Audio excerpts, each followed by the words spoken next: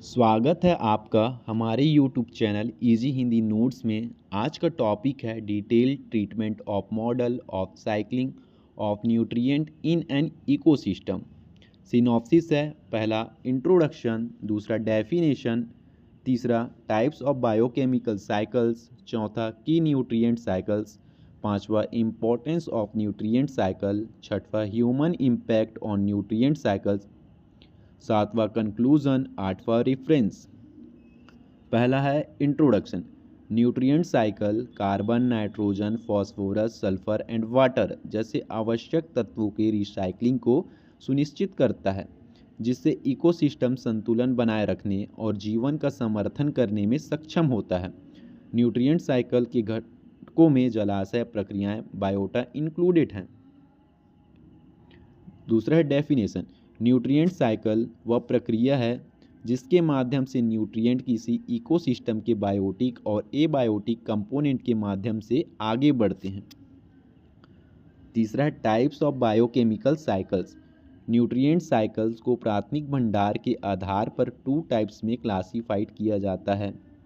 पहला है gaseous cycle. इसमें न्यूट्रिएंट्स वायुमंडल और जीवित जीवों के बीच घूमते हैं, एग्जाम्पल के लिए कार्बन, नाइट्रोजन, ऑक्सीजन साइकिल्स। दूसरा है सेडिमेंटरी साइकिल। इसमें न्यूट्रिएंट्स पृथ्वी की क्रस्ट और जीवों के बीच घूमते हैं, एग्जाम्पल के लिए फॉस्फोरस एंड सल्फर साइकिल्स। चौथा है की nutrient cycle.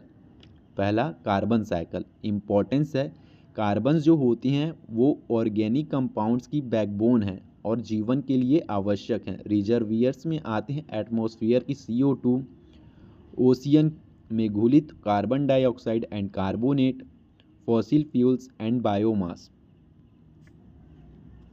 Process carbon cycle.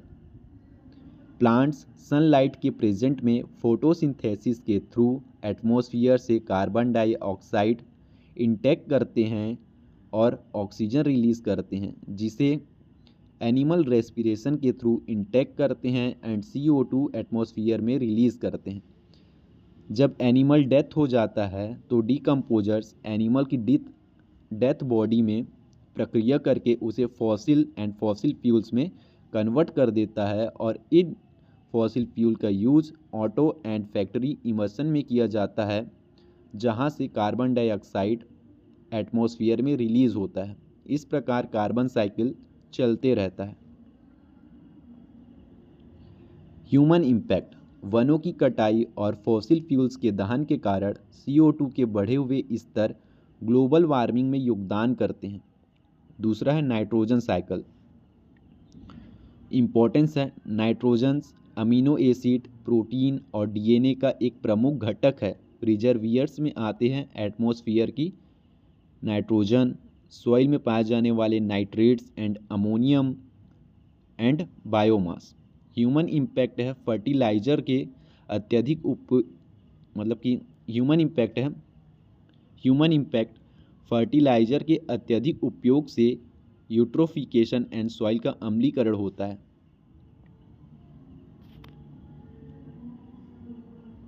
Process है नाइट्रोजन साइकिल। पौधों की जड़ों में पाए जाने वाले nitrogen fixing bacteria nitrogen fixation के थ्रू एटमॉस्फेयर की N2 को इंटेक करते हैं और उसे अमोनिया में कन्वर्ट कर देते हैं। अमोनिया को नाइट्रीफाइंग बैक्टीरिया नाइट्रिफिकेशन के through nitrogen oxide and nitrate में कन्वर्ट कर देता है, जिसे प्लांट एसिमिलेशन के थ्रू नाइट्रेट को ऑब्जर्व करता है और प्लांट से नाइट्रोजन को एनिमल इंटेक करता है। जब एनिमल डेथ हो जाता है तो डिकम्पोजर्स अमोनिफिकेशन के थ्रू उसे अमोनियम और नाइट्रोजन ऑक्साइड में कन्वर्ट कर देता है और अमोनियम और नाइट्रोजन ऑक्साइड को नाइट्रीफाइंग बैक्टीरिया नाइट्रिफिकेशन के थ्रू नाइट्रेट में कन्वर्ट कर देता है और नाइट्रेट को डेंट्रीफाइंग बैक्टीरिया डेंट्रिफिकेशन के थ्रू नाइट्रोजन में कन्वर्ट करके एटमॉस्फेयर में रिलीज कर देता है। इस प्रकार नाइट्रोजन साइकिल चलते रहता है। तीसरा है फॉस्फोरस साइकिल। इम्पोर्टेंस है फॉस्फोरस एटीपी, डीएनए और कोशिका झिल्ली के लिए आवश्यक है। रिजर्वियर्स में आते हैं rocks and sediments, soil and biomass. Process phosphorus cycle. Weathering के थ्रू रॉक से फॉस्फेट ओशियन वाटर में रिलीज होते हैं एंड सॉइल में फॉस्फेट अंडरग्राउंड रिजर्व हो जाते हैं।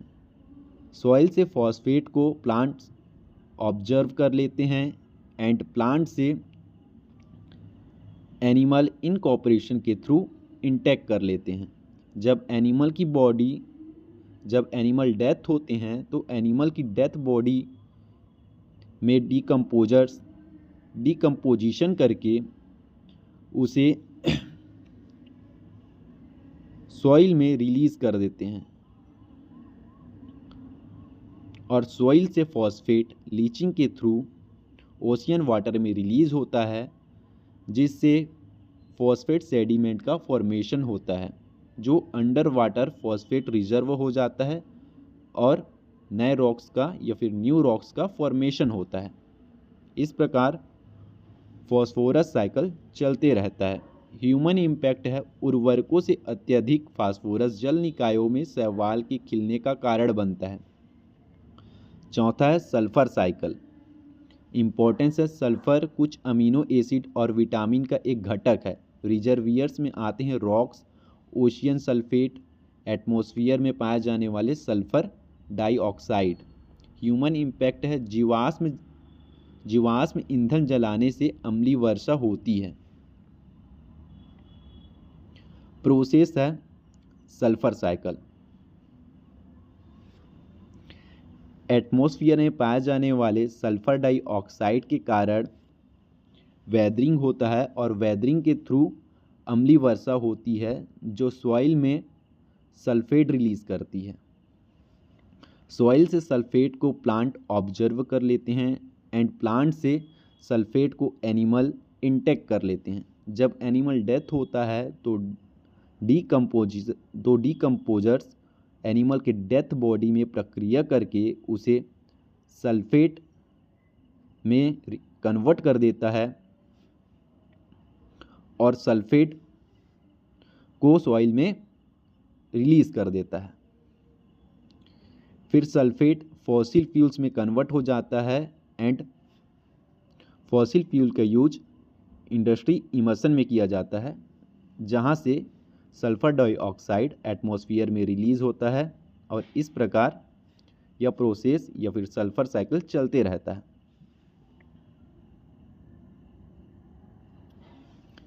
पांचवा है वाटर साइकिल, जिसे हाइड्रोलॉजिकल साइकिल भी कहते हैं। इम्पोर्टेंस है जल सभी जीवन प्रक्रियाओं के लिए महत्वपूर्ण है और जलवायु को नियंत्रित करता है। रिजर्वियर्स में आते हैं ocean, atmosphere, glacier and ice caps, ground water and surface water, river and lakes. Human impact है फ्रेश वाटर के संसाधनों का अत्यधिक उपयोग और वनों की कटाई वाटर साइकिल को डिसरप्ट करती है। Process water cycle. एटमॉस्फेयर में पाए जाने वाले वाष्प कंडेंसेशन के कारण बादल में कन्वर्ट हो जाते हैं और प्रिसिपिटेशन के कारण पानी और बर्फ के रूप में ओशियन वाटर में रिलीज होते हैं, जो पर्कुलेशन के थ्रू ओशियन वाटर में धीमी धीमी बहता है और वेपोरेशन के थ्रू वाष्प बनकर एटमॉस्फेयर में रिलीज हो जाता है एंड प्लांट सॉइल से वाटर को ऑब्जर्व करते हैं एंड ट्रांसपिरेशन के थ्रू वाष्प के रूप में वो एटमॉस्फेयर में रिलीज कर देते हैं। इस प्रकार वाटर साइकिल चलते रहता है।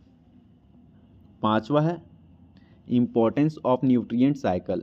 पहला है इकोसिस्टम फंक्शनिंग, सभी ट्रॉफिक लेवल्स के लिए न्यूट्रिएंट्स उपलब्ध करता है। दूसरा है एनर्जी फ्लो, फूड चेन के माध्यम से एनर्जी ट्रांसफ़र का समर्थन करता है। तीसरा है सॉइल फर्टिलिटी, न्यूट्रिएंट्स की भरपाई करके सॉइल प्रोडक्टिविटी को बनाए रखते हैं, यानी सॉइल फर्टिलिटी है, तो सॉइल फर्टिलिटी में न्यूट्रिएंट्स होता है, उसकी भरपाई करके सॉइल की जो प्रोडक्टिविटी होती है उसको बनाए रखता है। चौथा है climates regulation. Carbon and water cycles जलवायु पैटर्न को प्रभावित करते हैं। छठवां है human impact on nutrient cycles. Deforesting plant द्वारा न्यूट्रिएंट्स के अवशोषण को कम करता है, जिससे सॉइल इरोशन होता है। Industrial immersion green house gases जैसे CO2, SO2 में वृद्धि करता है। Agricultural practice,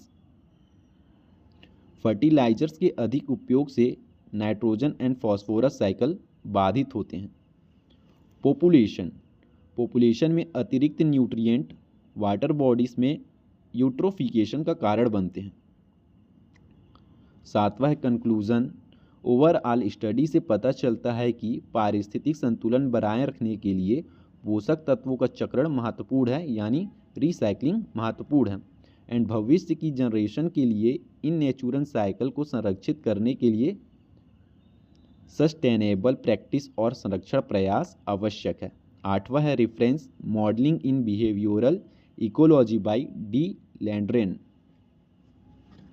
thank you. अगर आपको हमारा ये टॉपिक पसंद आया होगा तो प्लीज़ हमारे चैनल को सब्सक्राइब करें और वीडियो को लाइक करें।